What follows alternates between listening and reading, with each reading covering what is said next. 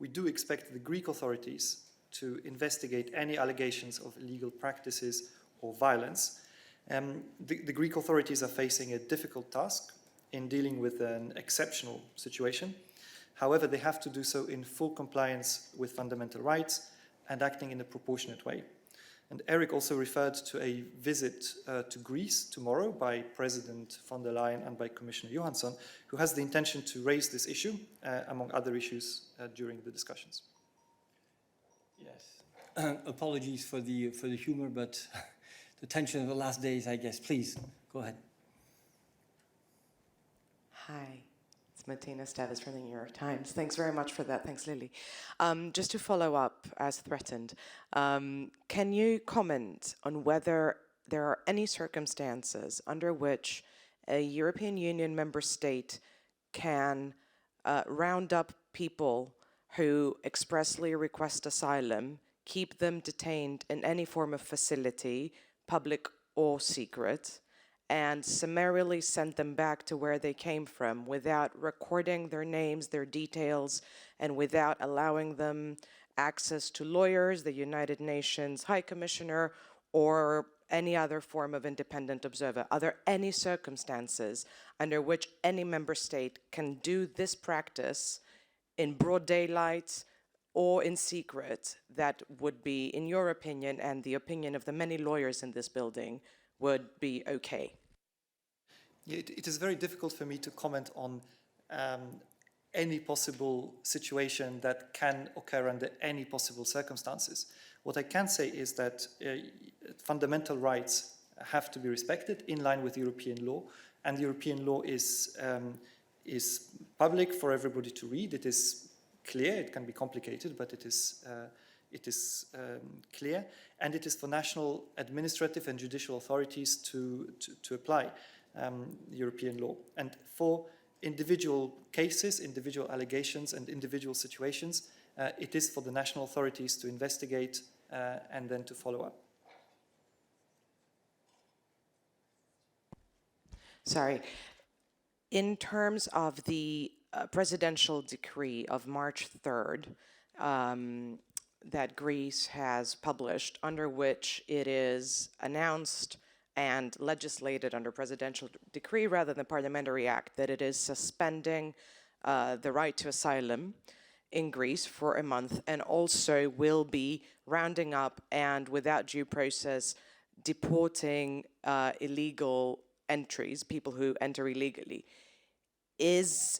That's a very specific legal thing rather than a practice. Is that legal under EU law? Does the I mean, I'm just a bit perplexed when the Commission is so vocal about its role as the guardian of the treaty and invokes that role regularly in this room and outside of it.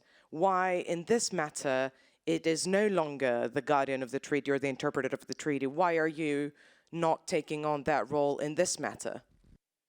We are very much taking on that role also in this matter, as we do in all different cases.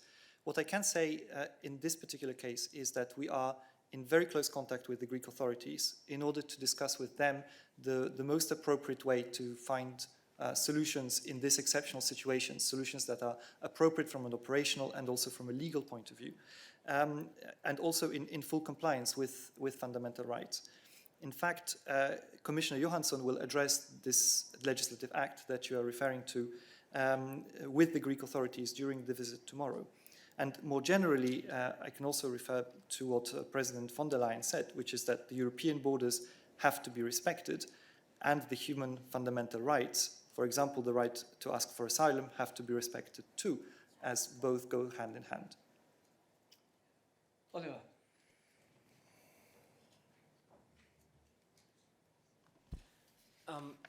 A technical question.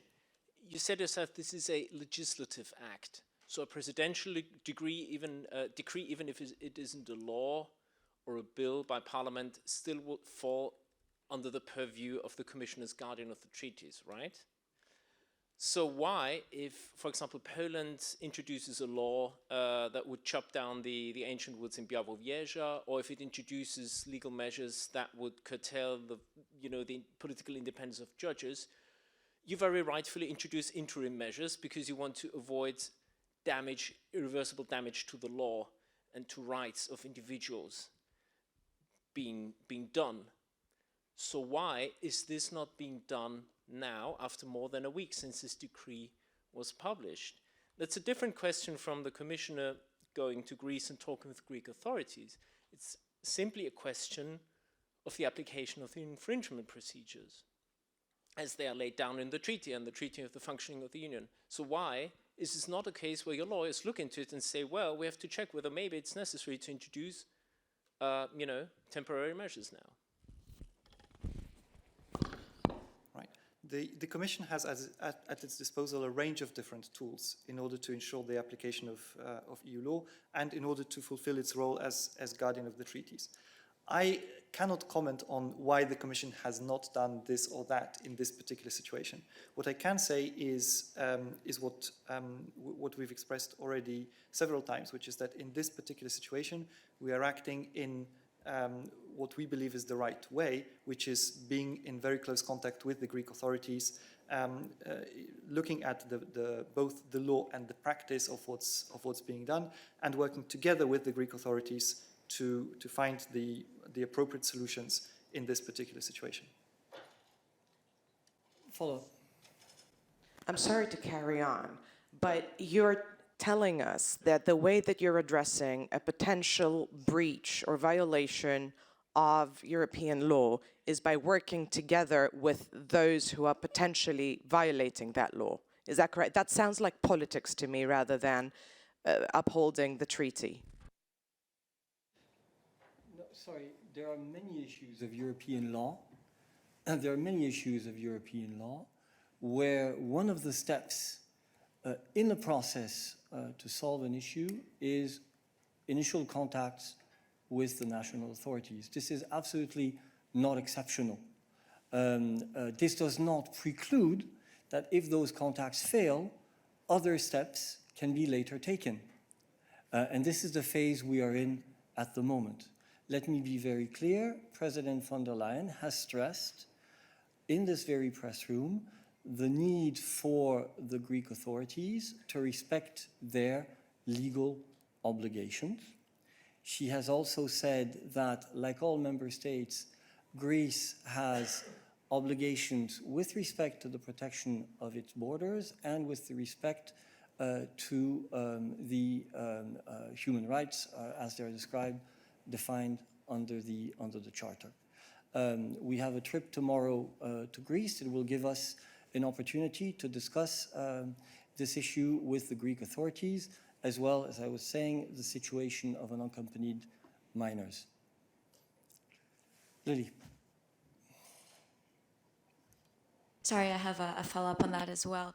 On the question of irreparable harm, because if, as we're hearing now from very different sources, if there is indeed a pattern of violent behavior toward asylum seekers, and if there is indeed a denial of basic asylum rights, isn't the Commission for days and days discussing and not taking action constituting irreparable harm to those asylum seekers? So my question is, why is the Commission not asking the European Court of Justice to issue interim measures, at least until this situation is clarified? Yeah, I would maybe object first to the statement that the Commission is not taking action. I think in this particular situation, the Commission has been extremely active in taking immediate measures in order to help address the very exceptional situation in which Greece and Europe as a whole is finding itself.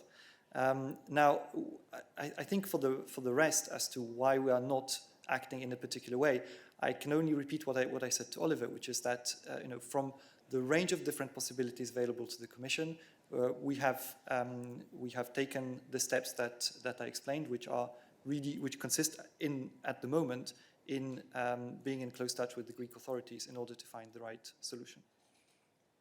Follow. Thank you, but I don't think you quite answered my question on the part on the irreparable harm. So as the guardian of the treaties, aren't you in charge of ensuring that while the situation is clarified, there is no irreparable harm to civilians?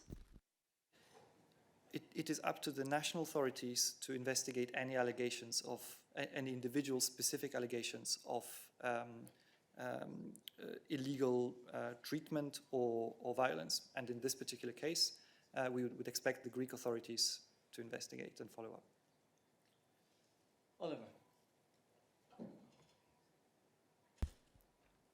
So can you give us an idea of until when you're going to continue with communicating with the Greeks before you decide that actually their behavior doesn't change, their behavior is problematic, and you need to start the first steps of infringement procedure? And can you also tell us what happens? It's not an if question. I just want to know what works.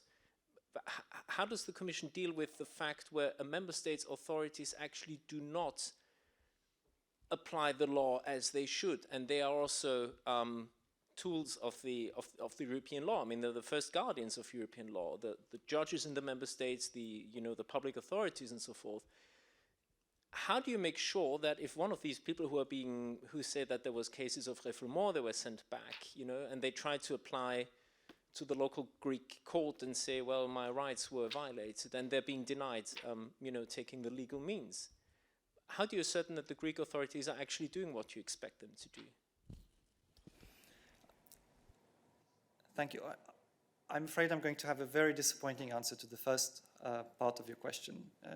I'm not really in the position at the moment to tell you what steps we are going to take in the future and what our plans are. We are in very close contact with the Greek authorities. We are in intense discussions, which again will be followed up tomorrow at the highest level, and we will act on the basis of how the situation develops in order to find the most appropriate solutions. For the second half of your question, the European Union is based on the principle of rule of law, that there are functioning administrative and judicial systems in member states that ensure the respect of both national and European law. And the Commission is monitoring the situation in member states and taking steps as appropriate. Yes. Yes, Nikolai Nielsen, EU Observer. It's just unclear to me why you have to go to Greece to discuss these measures. I mean, you can just pick up the phone, can't you? But in any case, once you're there, or once the commissioner is there, do they intend to go and actually visit this black site to confirm what's happening there? Thank you. Thank you. It's not a question of picking up the phone. The fact is that the president has announced that she is going to Greece as a follow-up to the visit that already took place and the measures that have been announced in the meantime, and to deal with a very specific issue, which is the plight of thousands of unaccompanied minors. And in that context, obviously, she will have discussions with the Prime Minister, just as Commissioner Johansson will have discussions with her counterparts on the overall situation in Greece. So that's the gist of what I have to say on that. Follow-up. I actually suspect this one's for Virginie or whoever's speaking for the EAS today. Yep. It is on this issue, okay. Any other questions for Adalbert on this issue specifically? No, thank you. Thanks. Another part of our investigation provides what I think is probably the first journalist shot, clear video of Turkish uniformed armed forces shooting tear gas at their Greek counterparts. And I'm sure the Greek government has provided quite a lot of this type of footage that they acquired as well, and we have been able to corroborate that from our own reports. And so I'd like just to ask, following up on the meeting with Turkish President Erdogan a couple of days ago, did the President of the European Commission raise the use of state actors like these border guards in attacking effectively Greek border guards across the border. It's one thing to put it all on the migrants and how they're behaving or not behaving, but this is kind of quite well evidenced now and substantiated, use of force by the Turkish authorities. Thanks. It's not a question for Virginie, it's a question for me, since it concerns the president of the Commission. Indeed, there was this tripartite meeting between Council President Charles Michel, the Turkish Prime Minister Erdogan, and the President of the Commission, during which they had the opportunity of exchanging views, which concerned the situation at the Greek-Turkish border and other related issues, such as the plight of refugees, the situation in northern Syria, etc., etc. Let's be clear. The role of the President of the Commission and what she wants to achieve, as I have already said in this press room, is a solution that implies that all actors are able to take the appropriate measures that are required in order to de-escalate, come back to a normal situation where we can move forward on the different issues. And therefore, a big part of the conversation focused on the Turkey-EU statement of 2016 and how to continue to move forward on its implementation. As she has said here in this press room, she has clearly expressed that Greece has the duty to protect its border, and that it has to respect fundamental rights, and that we will support it on both fronts. So it's not so much a question of addressing with President Erdogan a specific incident. It's about solving a situation which has clearly escalated, which needs to de-escalate so that we can find pragmatic solutions. With that, on another issue, yes, go ahead.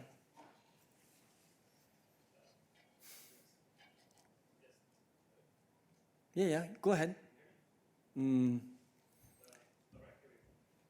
Perhaps go ahead again.